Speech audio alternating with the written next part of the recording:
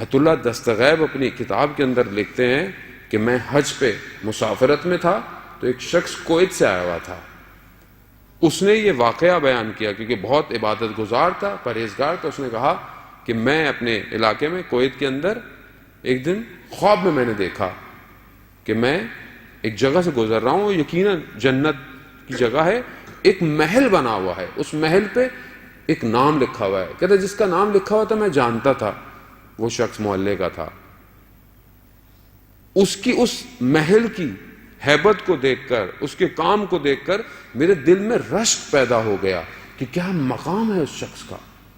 لیکن میں ابھی دیکھ ہی رہا تھا کہ اچانک سے ایک عجیب سی بجلی گری اور سارا محل ریزہ ریزہ ہو گیا. میں اس خوف سے کہ یہ کیا ہو گیا، اچانک میری آنکھ کھل گئی. صبح اٹھا، میں اس شخص کی خدمت میں گیا، کہا مجھے یہ بتاؤ کہ کل رات کو تم نے کوئی کام انجام کیا؟ اس نے کہا نہیں.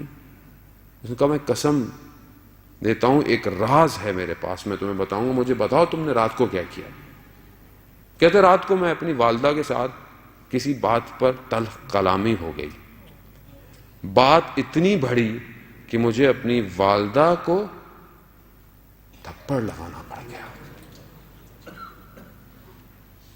تو وہ شخص کہتا ہے کہ پروردگار نے تمہارے نیک اعمالوں کی وجہ سے تمہیں ایک مقام دیا تھا، تم نے اس عمل کی وجہ سے سارا مقام ختم کر دیا. عزیزان محترم،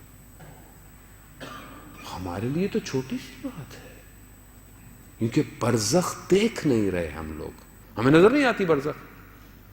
اب جس کو کیمرے لگے ہوئے ہوتے ہیں، آپ گاڑی کی رفتار کیوں آپ ہلکی کرتے ہیں؟ کیونکہ آپ کو پتا ہے کہ کیمرہ لگا ہوا ہے، ذرا سا تیز جاؤں گا 100 درہم، 200 درہم، 500 درہم.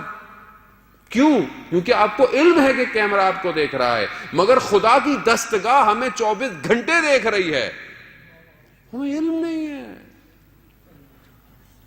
وہ ہمارے حال سے واقف ہے، ہماری نیتوں سے واقف ہے، اور وہی عمل ہیں کہ جو مجسم ہو رہے ہیں خدا کی بارگاہ میں. عزیزان محترم، یہ ایک واحد اگر درس ہم امام کی زندگی سے سیکھیں کہ امام بردباری اور وقار و متانیت میں مطمئن اور اطمینان رکھتے تھے. مومن ہے ہی وہی روایات کی روشنی میں کہ جس کی زندگی میں تلاطم نہ ہو کہ ذرا سا کچھ ہو جائے تو اچانک سے پھٹنا شروع ہو جائے. مومن وہ ہے جو پروقار ہو، کیونکہ جب تک آپ اپنے اعصاب پر قابو رکھیں گے تبھی تو آپ کچھ کر سکتے ہیں، تبھی تو آپ مسائل کا حل نکال سکتے ہیں. لیکن اگر آپ کو اپنے اعصاب پر قابو نہ ہو، ہم تو نمک کم ہو کھانے میں، یہ کیا بنایا ہے، میں اتنی محنت کر کے آتا ہوں.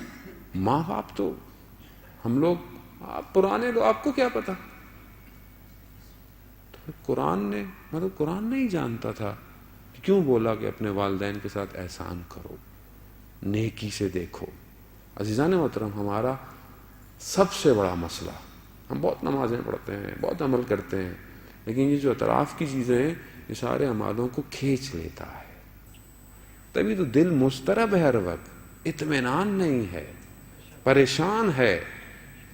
اور دنیا، مادیت اتنی تیز ہمیں گھما رہی ہے کہ ہمیں پتہ نہیں چل رہا کب صبح ہے اور کب شام ہو رہی ہے.